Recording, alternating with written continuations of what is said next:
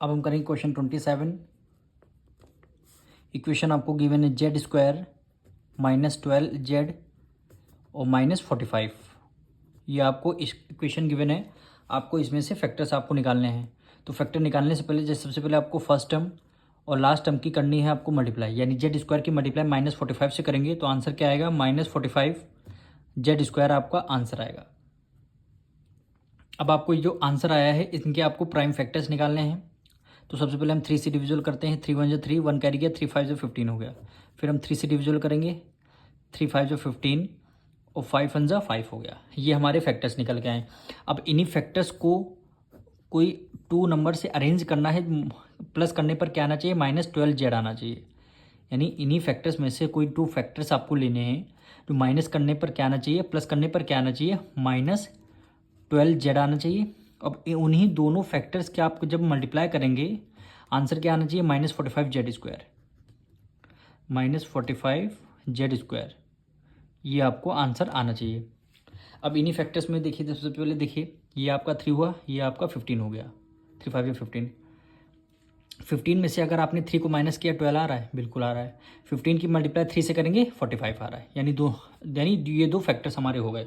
तो हमने यहाँ पे लिखेंगे 15, यहाँ पे लिख लेंगे 3 लिख लेंगे। अब देखिए ऐड करने पर 18 आ रहेगा हमारा, पर हमें लाना क्या, -12z लाना है। तो आप क्या करेंगे, 15 को माइनस में ले लेंगे।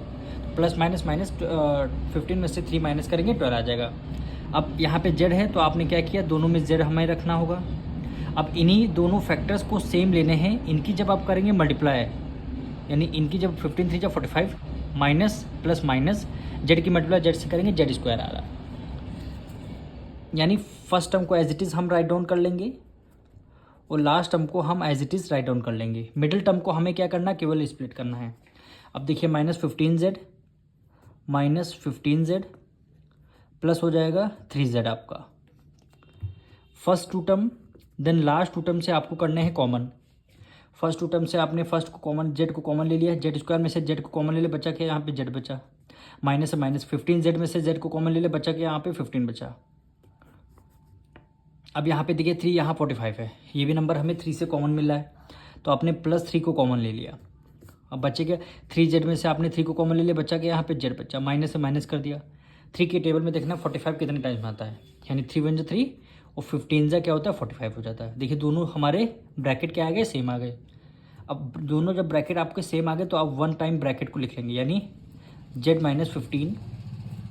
अब सेकंड ब्रैकेट में लिखेंगे वो नंबर जो आपके ब्रैकेट से बाहर है, जैसे z +3, जैसे z +3। यही दो हमारे क्या आ जाएंगे, फैक्टर्स आ जाएंगे।